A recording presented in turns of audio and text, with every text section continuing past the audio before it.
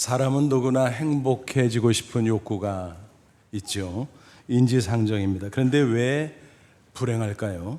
여러 가지 이유가 있겠습니다만 중요한 한 가지는 바로 염려 때문입니다. 염려가 마음을 갉아먹어 버립니다. 그리고 마음에 고통을 주는 것입니다. 그러니까 행복과 불행, 그것은 염려를 이기느냐 이기지 못하느냐, 그것에 좌우된다고 해도 과언이 아닐 것입니다. 그런데 현실은 어떻습니까? 겉보기에 세상은 점점 풍요로워지고 화려해지고 있습니다만 오히려 염려는 점점 늘어만 가고 있습니다. 남녀노소 각계각층 막론하고 염려 속에서 살아가고 있는 것입니다.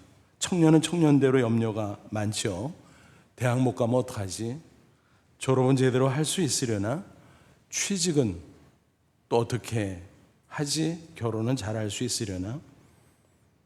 또 작년은 작년대로 염려가 많죠.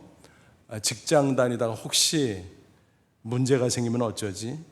사업이 망하면, 가정에 혹시 우환이 생기면, 자녀들이 혹시 잘못되면 어쩌지? 이런 식으로 염려를 하게 됩니다. 중년이나 노년도 나름대로 염려가 많죠. 혹시 몹쓸 병에 걸리면 어쩌나?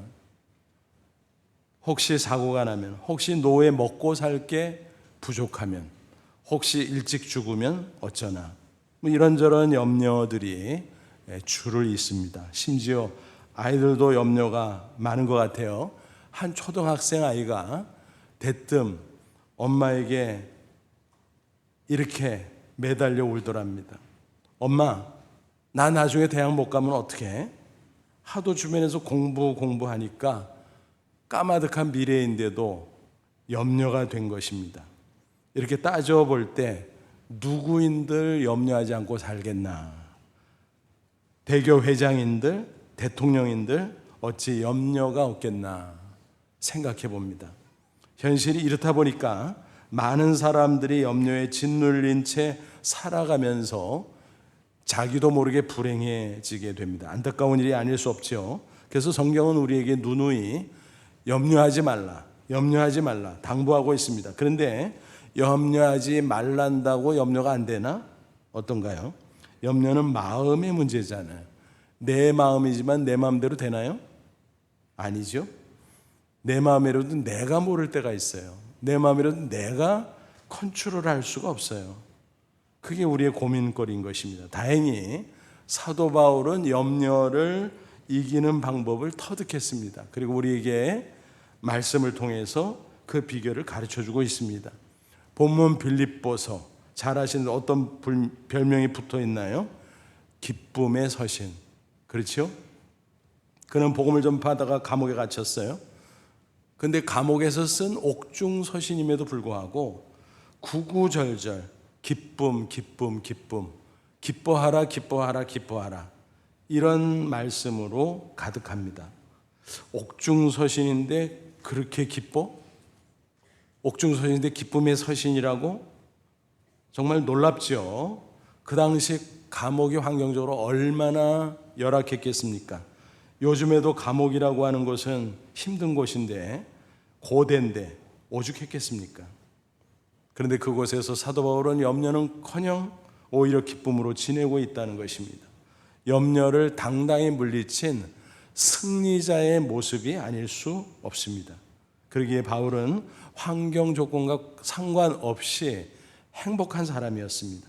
어떤 형편에서든지 이렇게 행복할 수만 있다면 더 바랄 게 뭐란 말인가 생각을 해봅니다. 정말 부러운 모습이지요. 그래서 이 시간 염려를 물리치고 승리하는 비결을 함께 살펴보자 합니다. 아무쪼록 사도 바울처럼 염려를 물리치고 승리함으로 행복한 인생 꼭 살아가는 저와 여러분 되시기를 주님의 이름으로 축원합니다.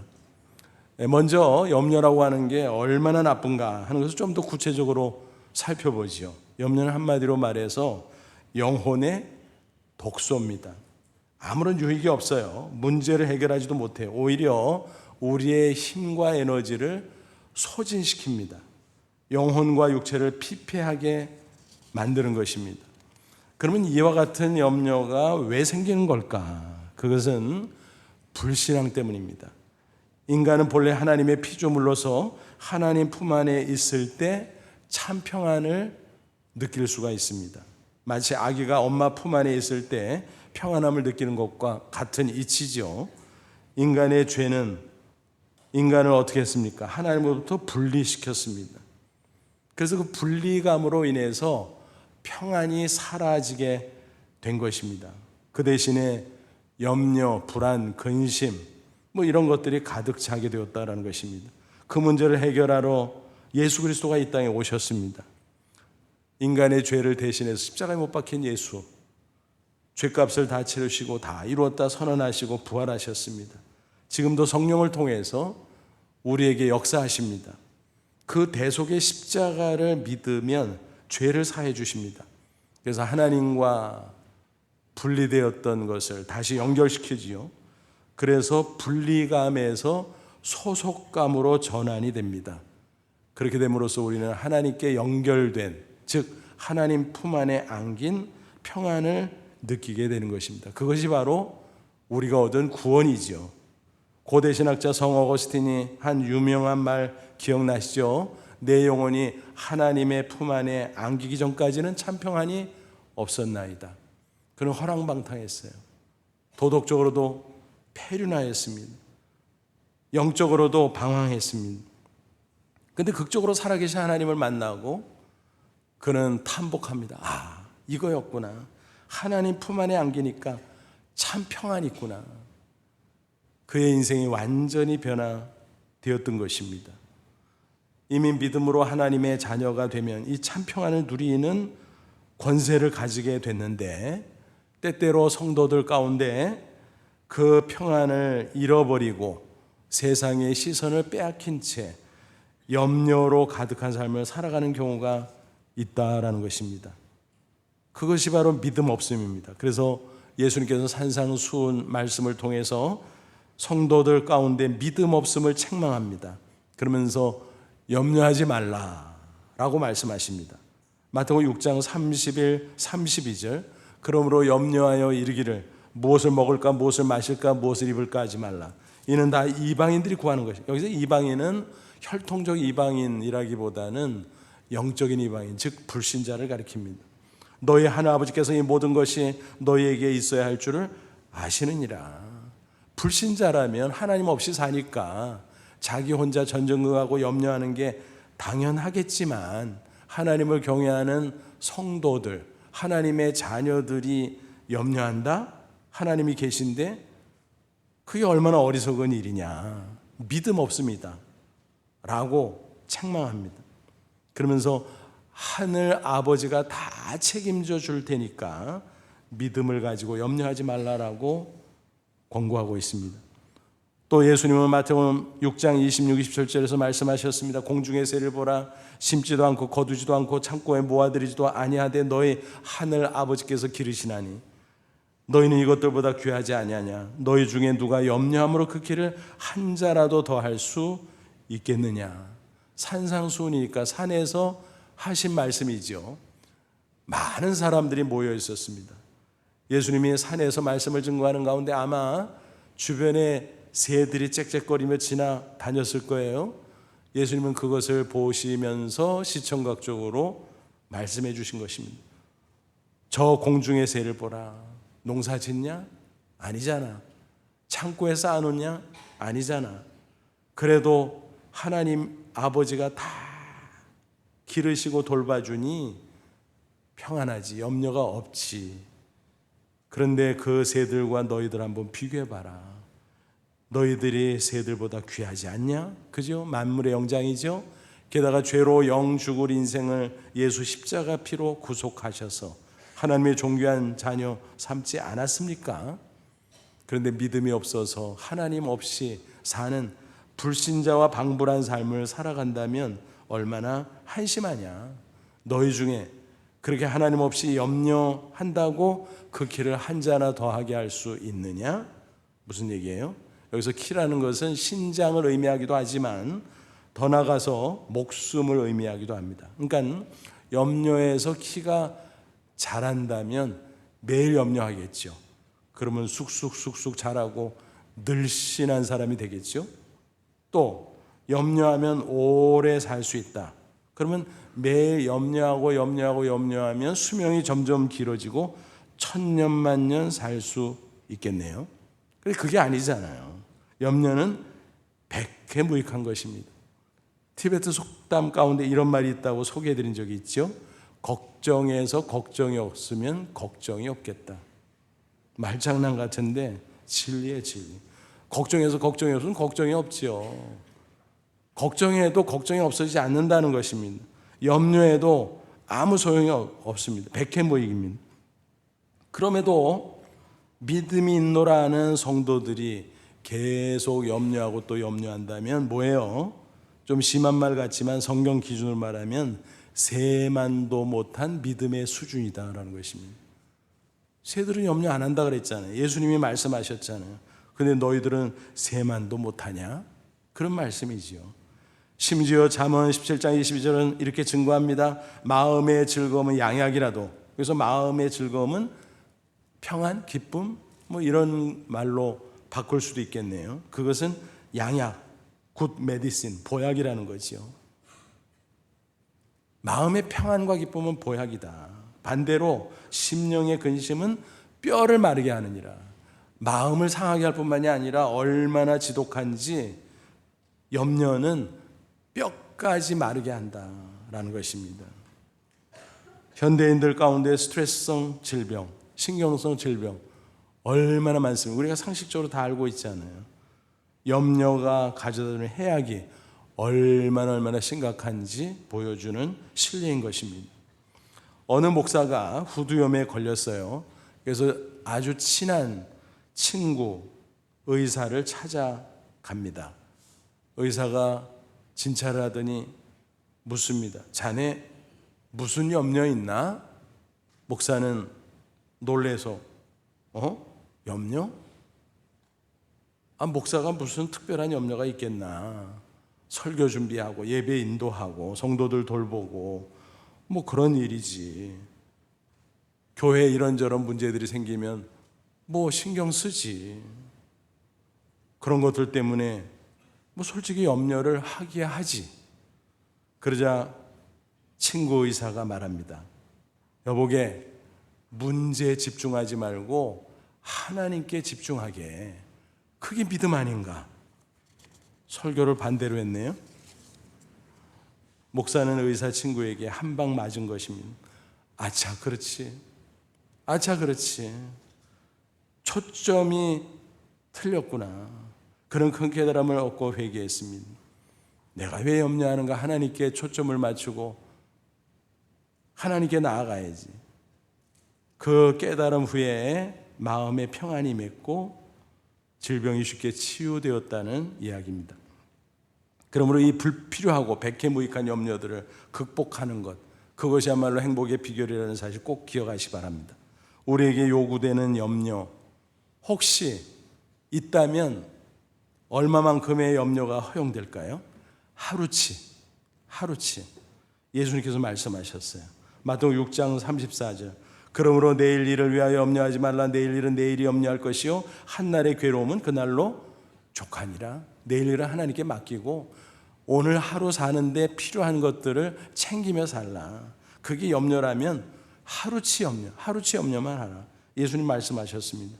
그러기에 사도 바울도 본문 6절에서 뭐라고 권면합니까? 아무것도 염려하지 말고 아무것도 염려하지 말라 그랬어요.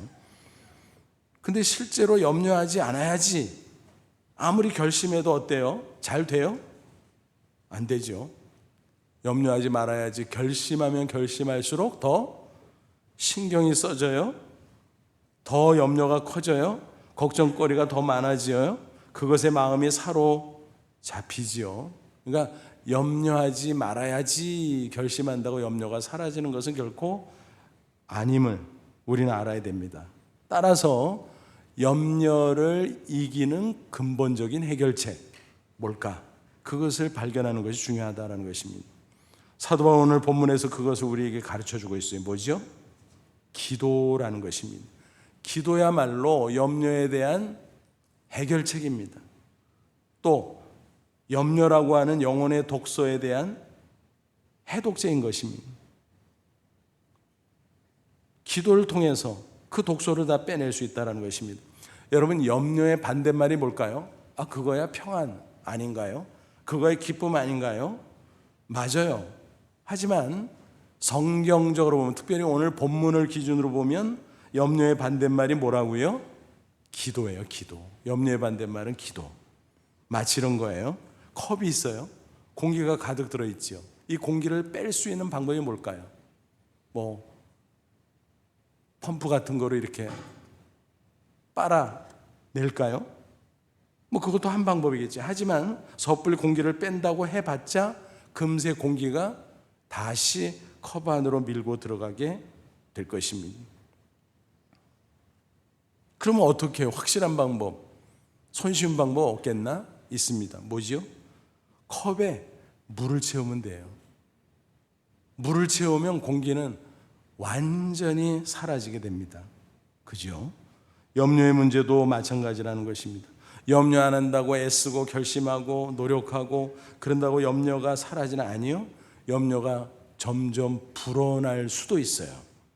그러므로 우리의 마음을, 우리의 삶을 무엇으로 채워야 된다고요? 기도로. 그럴 때 염려는 물러납니다. 다시 밀고 들어오지를 못합니다. 6절 보세요.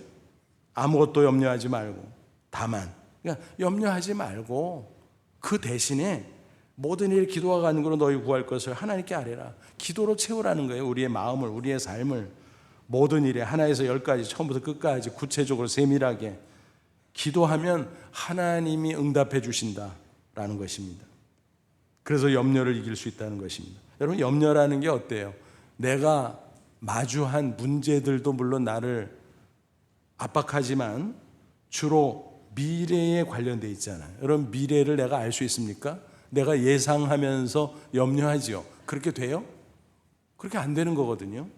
그런데 내가 마치 그렇게 될 것처럼 가정하고 예상하고 걱정하고 염려하는 거거든요. 그러니까 쓸데없는 거죠. 미래는 하나님의 몫입니다. 그러므로 맡기고 기도하면 하나님께서 책임져 주신다는 사실, 우리는 잊지 말아야 할 것입니다. 그러므로 염려가 생길라 치면 즉시 그것을 지워버리십시오. 내 마음속에서. 그리고 즉시 하나님께 기도하시기 바랍니다. 그러면 염려를 물리치게 될 줄로 믿습니다. 성경 보면요, 기도에 관한 약속의 말씀이 얼마나 많은지 몰라요. 기도가 그렇게 중요하다는 거예요. 또 하나님이 약속한 대로 이루어준다는 거예요. 그 중에 얼른 생각나는 몇 구절만 인용해 보면요, 먼저 요한복음 14장 14절, 내 이름으로 무엇이든지 내게 구하면 내가 행하리라. 예수님의 이름으로 딱 간구하면 이루어 주시겠다는 거예요. 얼마나 놀라운 축복입니까? 그래서 기도는 지렛대예요. 지렛대. 기도하는 게 힘들다고 하면 힘들지만 사실 기도하는 게 뭐 그렇게 힘들 게 있겠어요. 근데 연약한 내가 기도하면 기도를 통해서 하나님의 놀라운 일들이 나타날 수 있다는 것입니다. 그래서 기도는 지렛대지요. 시편 50편 14절, 환난 날에 나를 부르라. 내가 너를 건지리니 내가 나를 영화롭게 하리로다. 어려운 문제를 만났을 때 염려하지 말고 기도하면 하나님께서 거기서 건져준다는 것입니다. 문제를 해결해 준다는 것입니다. 그리고 승리로서 하나님께 영광을 돌리도록 해주신다는 것입니다. 또 유명한 예레미야 33장 3절 말씀 우리가 기억합니다. 너는 내게 부르지라. 내가 내게 응답하겠고 내가 알지 못하는 크고 은밀한 일을 내게 보이리라. 염려 대신 기도하면 예상을 뛰어넘는 놀라운 일을 하나님께서 허락해 주시겠다는 약속의 말씀입니다. 그러므로 염려하느라고 시간과 정력을 낭비하지 말고 오직 주님 앞에 나아가 기도할 수 있기를 바랍니다. 그러면 하나님께서 저와 여러분의 미래를 반드시 책임져 주실 줄로 믿습니다. 그런데 6절에서 우리가 한 가지 놓치지 말아야 될 게 있어요. 6절 다시 보세요. 아무것도 염려하지 말고 다만 모든 일에 기도와 간구로 너희 구할 것을 하나님께 아뢰라고 사이에 어떤 말씀이 들어있어요? 감사함으로. 감사함으로. 그러니까 기도하되 감사하면서 기도하라는 거예요. 염려가 생기려고 하는데 감사하라고? 그게 돼? 가능해? 가능하니까 말씀하시겠죠? 여러분, 우리가 꼭 기억할 게 있어요. 그건 뭐냐 하면 감사는 조건으로 하는 게 아니에요. 믿음으로 하는 것입니다. 조건으로 한다고 생각하니까 염려가 생길 정도로 어려운 문제 앞에서는 아이고 어떻게 감사해? 반문하는 것입니다. 근데 믿음으로 감사하는 게 맞다면 어떤 조건이라도 감사할 수 있어요. 좋으면 좋은 대로, 나쁘면 나쁜 대로.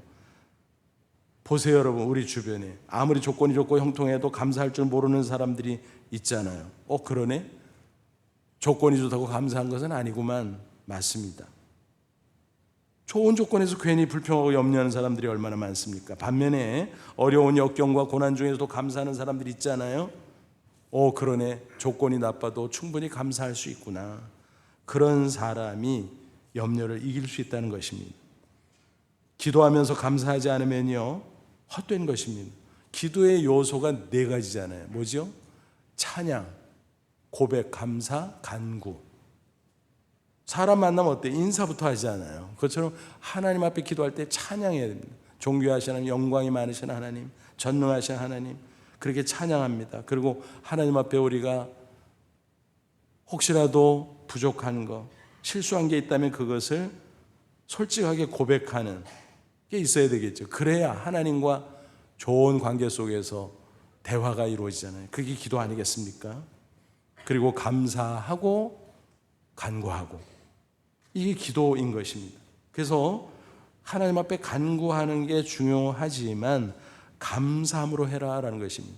어떻게 할까? 어려운 가운데 염려가 막 생기려고 하는 그런 환난과 고난의 상황에서 그게 되나? 믿음으로 하는 거니까 된다니까요. 여러분, 믿음이 있으면 자칫 염려할 수밖에 없는 어려운 상황 속에서도 우리는 충분히 감사할 수 있습니다. 어떤 믿음일까요? 하나님이 나를 사랑하셔. 하나님은 전지전능하셔. 또 인생 만사가 하나님 손안에 있어. 하나님은 절대 주권자야. 이런 등등의 믿음이 있다면요, 오늘 눈앞의 현실, 또 내가 처한 형편, 문제, 어렵고 힘들어서 염려할 법해도 우리가 감사하면서 기도할 수 있고, 그러면 얼마든지 염려를 물리칠 수 있다라는 것입니다. 사도 바울은 로마서 8장 32절 증거합니다. 자기 아들 예수를 아끼지 아니하시고 우리 모든 사람을 위하여 내주시니 하나님이 어찌 그 아들 예수와 함께 모든 것을 우리에게 주시지 아니하겠느냐. 따져보라 이 말이에요. 우리가 어떻게 하나님의 자녀가 됐냐? 예수님의 십자가 보배 피로, 그 대속의 은혜로 됐잖아요. 그렇다면 나를 구원해서 하나님의 자녀 삼기 위해서 하나님은 독생자 예수를 십자가에 희생시킨 거예요. 아낌없이. 그렇다면 예수님이 가장 존귀한 분인데 예수님을 통해서 구원한 나를 위해서 하나님이 뭘 아끼겠냐? 아낄 게 뭐 있어요? 다 주셨는데. 그죠?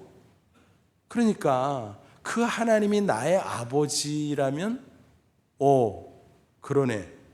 염려할 게 없고 미리 감사하면서 기도할 수 있겠네. 잘해줄 테니까. 그죠? 로마서 8장 28절 우리가 알거니와 하나님을 사랑하는 자 곧 그 뜻대로 부르심을 입은 자들에게는 모든 것이 합력하여 선을 이루니. 뭐 이런 일 저런 일 얼마나 많아요. 그런데 그 모든 것이 다 합쳐져서 결론적으로 선한 결과가 나타난다라는 것입니다. 그러니까 지금 당장은 현재의 상황은 안 좋아도 힘들어도 열악해도 그러나 우리가 염려하지 않을 수 있다. 믿음으로 감사하고 믿음으로 얼마든지 기도할 수 있다. 왜? 하나님의 때에 합력의 선이 이룰 것이기 때문에. 그래서 믿음으로 바라보면서 기도할 수 있는 것입니다. 하나님의 때가 분명히 있다는 것입니다. 갈라디아서 6장 9절 우리가 선행하되 낙심하지 말지니 포기하지 않으면 때가 이름에 거두리라. 나는 그때를 모르지만 하나님은 아시고 하나님은 그때를 정하시고 카운트다운하고 계시기에 우리가 그런 믿음이 있다면 얼마든지 감사하면서 기도할 수 있고 당당히 염려를 물리칠 수 있다라는 것입니다. 그럼 반드시 승리하는 것이죠. 또 그 승리의 증거가 무엇입니까? 마음의 평안이 임하는 것입니다. 7절 보세요. 그러면 모든 지각이 뛰어난 하나님의 평강이 그리스도 예수 안에서 너희 마음과 생각을 지키시리라. 지각에 뛰어난 하나님의 평강이 뭘까요? 간단히 말하면 상식을 초월하는 하나님의 평안인 것입니다. 상식적으로 보면 여러분 어때요? 어려운 상황, 형편, 문제, 조건 앞에서는 어때요? 어려우니까 평안이 사라질 것 같잖아요. 그게 상식적이잖아요. 근데 그런 어려운 형편과 문제 앞에서도 하나님의 평안이 임한다라는 거예요. 그래서 내 마음이 흔들리지 않도록, 염려에 사로잡히지 않도록 딱 지켜준다 라고 하는 거예요. 그러니까 뭐예요? 하나님이 주시는 평안은 환경 조건에 제한되는 상대적 평안이 아니에요. 그건 세상에서 주는 거죠. 일시적인 것이죠. 하나님이 주시는 평안은 환경 조건을 초월하는 절대적 평안입니다. 그 평안은 노력하고 힘쓰고 애쓴다고 획득하는 게 아니고 믿음으로 감사하며 기도할 때 하나님이 부어주시는 신령한 평안인 것입니다. 하늘에서 내려온 축복이에요. 그래서 예수님께서 이렇게 표현하셨잖아요. 요한복음 14장 27절 평안을 너희에게 주노니 곧 나의 평안을 너희에게 주노라. 내가 너희에게 주는 것은 세상이 주는 것과 같이 아니하니라. 너희는 마음에 근심하지도 말고 두려워하지도 말라. 나의 평안, 예수님의 평안. 예수님의 평안은 어떤 걸까요? 예수님께서 제자들과 함께 갈릴리 바다를 항해할 때 풍랑이 일었잖아요. 제자 중에 어부 출신들이 때문에 난리가 났어요. 막 당황하고 막 어쩔 줄을 모르고 큰일 났다 파선하겠다, 우리는 다 죽었다. 근데 예수님이요 그 와중에 주무시고 계셔. 세상에 엄청 태평하시네. 그게 예수님의 평안이에요. 환경과 조건을 초월하는 평안, 절대적 평안. 우리가 감사함으로 기도하면 염려는 사라지고 그 평안이 우리에게 임한다는 것입니다. 그리고 그 평안은 하나님께서 앞으로 역사하실 일에 대한 증표인 것입니다. 그 평안을 넘어 하나님의 역사가 나타난다는 것입니다. 성도들이 목사를 찾아와서 상담하는 경우가 있잖아요. 그 이야기를 다 듣고 이제 말씀을 해드려요. 10중 8구 뭐라고 하죠? 집사님 기도하시죠. 기도할게요. 그런 말을 듣고 혹시 성도들 가운데는 마음속으로 이런 생각이 불쑥 솟아오르는 분이 계실지도 모르겠어요. 아이고 기껏 상담인데 명쾌한 답을 좀 주지. 기도하라고? 목사들은 뾰족한 수가 없으면 무조건 기도하라고 하네. 상투적이야 상투적? 여러분 혹시 그런 생각 안 해보셨습니까? 여러분 명쾌한 답이 기도하라는 거예요. 명쾌한 답이 기도하자는 거예요. 저희 집 아이들이 철부지였을 때 뭐 이런저런 문제가 막 있잖아요. 그러면 야 기도해. 하나님이 도와줄 거야. 하나님이 역사하실 거야. 그러면은 자녀의 권세가 있잖아요. 아빠가 뭐 목사건 말건 뭐 자기 하고 싶은 대로 말할 수 있는 자녀의 권세가 있잖아요. 담대히 말해요. 아 우리 오빠 또 직업병 나오네. 말끝마다 기도하래. 무슨 문제든 기도하래. 아 기도가 만사야?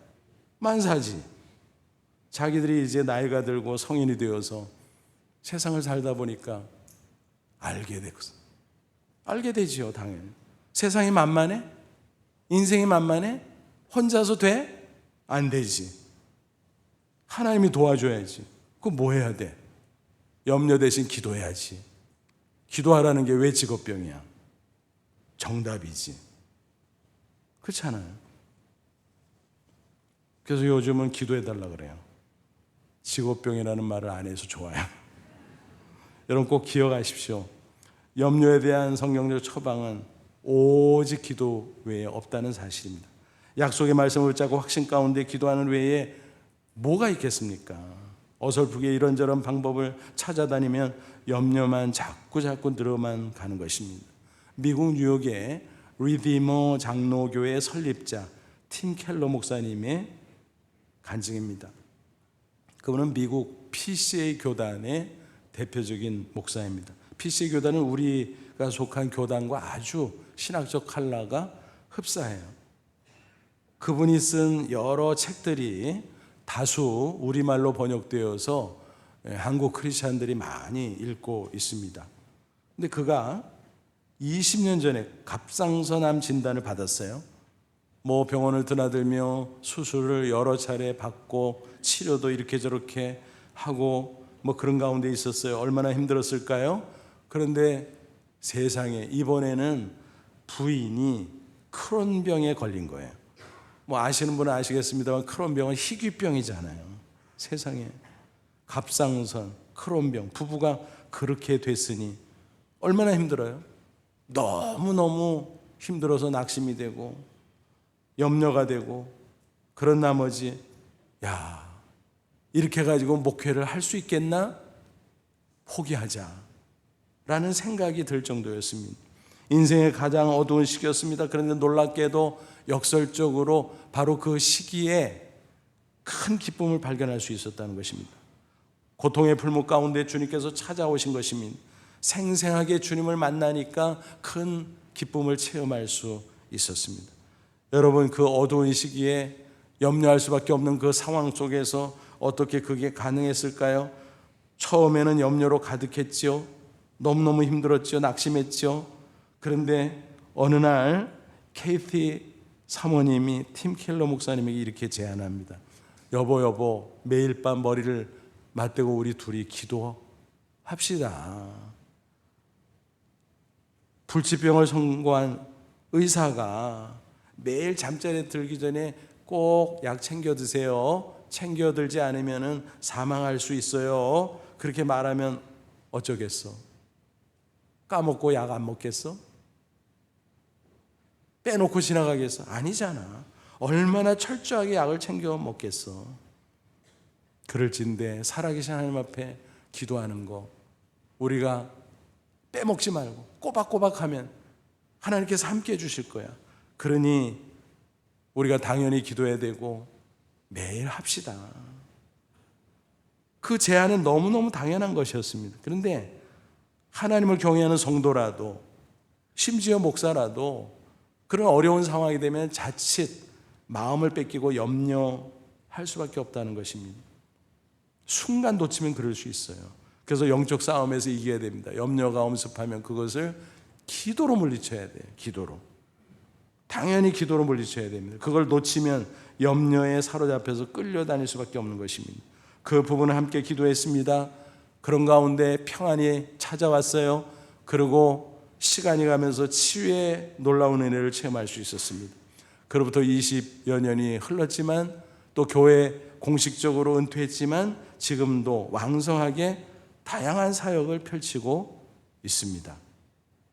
그러므로 여러분, 우리가 어떤 문제를 만나든 이런 간절함으로 기도할 수 있기를 바랍니다. 그럼 하나님께서 반드시 역사해 주실 줄로 믿습니다.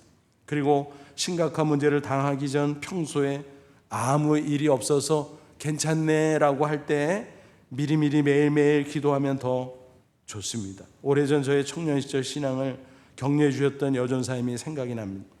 그분은 사실 신학 공부를 그렇게 많이 한 분은 아니에요. 그런데 얼마나 영적인 능력이 있고 또 신실했는지 모릅니다. 그래서 성도들 가정에 무슨 문제가 생기면요, 그냥 금식기도 들어가요. 3일 금식, 일주일 금식, 심각한 경우는 40일 금식. 자기를 위해서가 아니라 성도를 위해서. 그게 엄청난 도전이 됐어요. 한 번은 40일 금식 기도를 하시는데 세상에, 여러분 금식해 본 분들 알지만 금식 며칠만 해도요, 음식 냄새 절대 못 맡아요. 그러면 금식 끝나는 겁니다. 그냥 이어갈 수가 없어요. 근데 이분은요, 40일 금식 기도하면서 식구들 밥을 꼬박꼬박 챙겨줬어요. 그때 속으로 생각했어요. 와, 엄청 독하다. 영적으로 독한 거죠. 그 정도로 영적인 강단이 있는 분이셨습니다. 제가 소명을 받고 신학교에 갈 결단을 했습니다. 그래서 전사님께 한번 말씀드린 적이 있습니다. 전사님, 내가 졸업하고 군대 갔다 와서 신학교 갈 거예요. 기도해 주세요. 그랬더니 저에게 이런 말씀을 해 주셨습니다. 그때 주일학교 교사였으니까, 홍 선생님, 미리미리 기도하세요. 정작 어려운 일이 닥치면 기도가 안 나와요. 근데 그 말씀이요, 가슴에 팍 박히는 거예요. 미리미리 기도하세요. 정작 어려운 일이 닥치면 기도가 안 나와요. 기도가 안 나와요. 야, 어려운 일이 있으면 쥐야 하고 기도할 수 있는 거 아닌가? 기도가 안 나온다는 거예요. 진짜 그렇습니다, 여러분. 다행히 그 말이 가슴속에 새겨졌고 그때부터 매일 밤 기도하는 시간을 가지게 됐습니다. 나중에 실제로 핍박의 순간이 닥쳤지만 물론 힘들었죠. 그래도 기도하면서 연단된 힘이 있어서 버틸 수 있었고 또 기도를 이어갈 수 있었고 능히 이겨낼 수 있었다라고 하는 것입니다. 그래서 사도 바울이 뭐라고 말해요? 쉬지 말고 기도하라. 데살로니가서 5장 10절 쉬지 말고 기도하라. 끊임없이 문제 있을 때만 화들짝 놀라가지고 기도하지 말고 평소에 별 문제 없을 때 평소에 계속 기도하면 큰 문제 있을 때 기도가 안 나오는 게 아니라 기도가 잘 나온다. 그래서 결국 염려는 사라지고 살아계신 하나님의 놀라운 역사를 체험할 수 있다, 승리할 수 있다라는 것입니다. 군인교회에서 사역하던 목사님의 이야기입니다. 진급철이 되면 새벽 기도회, 금요 기도회 자리가 꽉꽉 찬다고 합니다. 그런데 진급 발표가 나면 썰물처럼 쏴 빠져나간다는 것입니다. 진급된 분은 감사해서 계속 기도해야 될 텐데 그게 아니라 만세, 끝났다, 상황 끝, 그래가지고 기도를 중지한다는 것입니다. 또 진급이 안 된 분은 하나님의 섭리, 하나님의 뜻이 뭐지? 그걸 헤아리면서 인내하면서 기도를 이어가야 되는데 아유 틀렸네, 낙심한 가운데 기도 중지. 그래서 꽉 찼던 자리가 썰물처럼 빠져나간다라고 하는 것입니다. 뭐 일반 교회도 모습은 다르지만 그런 일들이 벌어지죠. 그게 사실 우리들의 모습이 아닌가 생각을 합니다. 그 목사님이 웃으면서 이런 말을 했어요. 두어 달에 한 번씩 진급검 심사하면 좋겠어요. 두 달에 한 번 하면 앞뒤에니까 뭐 계속 이어질 거 아닙니까? 그러면 엄청 목회가 쉬울 텐데. 여러분, 쉬지 않고 기도하는 사람이 진짜 영적으로 강한 자입니다. 그런 사람에는 염려가 밀려오다가도 물러날 줄로 믿습니다. 누누이 말씀드리지만 염려의 반대말은 뭐라고요? 기도예요, 기도. 염려 반대말은 기도. 염려의 해독제도 기도. 기도하면 염려하지 않을 수 있습니다. 기도하지 않으면 염려에 사로잡힐 수가 있습니다. 그러므로 유의해야 됩니다. 우리가 잘 아는 복음송 있잖아요. 그 가사 단순하지만 너무너무 은혜가 되죠. 기도할 수 있는데 왜 걱정하십니까? 기도하면서 왜 염려하십니까? 기도할 수 있는데 왜 실망하십니까? 기도하면서 왜 방황하십니까? 주님 앞에 무릎 꿇고 간구해 보세요. 마음을 정결하게 뜻을 다하여 기도할 수 있는데 왜 걱정하십니까? 기도하면서 왜 염려하십니까? 정말 그렇지요. 여러분이 가사처럼 모쪼록 기도할 수 있는데 왜 염려해? 그런 믿음으로 항상 기도하시기 바랍니다. 문제가 닥치면 더욱더 간절히 기도하시기 바랍니다. 믿는 성도라고 하면서 기도 대신 염려하면서 살아간다면 그것이야말로 불신앙이요, 그것이야말로 어리석은 일이다 라는 것을 잊지 마십시오. 부디 기도로 염려를 물리치고 평안과 기쁨을 누리시길 바랍니다. 그래서 하나님의 응답하심, 하나님의 역사하심을 생생하게 체험하며 승리의 삶을 이어갈 수 있기를 주님의 이름으로 축원합니다. 기도하겠습니다. 이 말씀 붙잡고 기도하죠. 하나님, 십자가 대속에 오늘 우리를 자녀 삼아주시고 천국 가는 그날까지 험악한 세상 살 때 우리를 방치하지 않고 기도의 권세를 주신 것을 감사합니다. 기도할 수 있는데 왜 염려하는가? 기도할 수 있는데 왜 걱정하는가? 기도할 수 있는데 왜 실망하는가? 기도할 수 있는데 왜 포기하는가? 하나님, 기도할 수 있으니 감사함으로 기도하며 주님 바라봄으로 당당하게 승리하게 하옵소서. 우리 다 같이 간절한 마음으로 잠시 기도합니다. 하나님 아버지, 은혜와 사랑을 진심으로 감사합니다. 오늘도 주의 말씀으로 우리를 권고하심을 감사합니다. 기도할 수 있는데 왜 염려하는가? 이 말씀 마음속에 새기고 또 새기게 하옵소서. 쉬지 말고 기도하기를 원합니다. 문제 생기면 더 열심히 기도하기를 원합니다. 이래도 기도 저래도 기도. 그래서 염려가 내 마음속에 엄습하지 못하도록, 염려가 다가오다가도 물러나는 놀라운 역사가 있도록 도와주옵소서. 살아계신 하나님의 역사를 체험함으로 당당하게 승리 또 승리하는 저희들 되게 해 주옵소서. 예수님의 이름으로 기도하옵나이다. 아멘.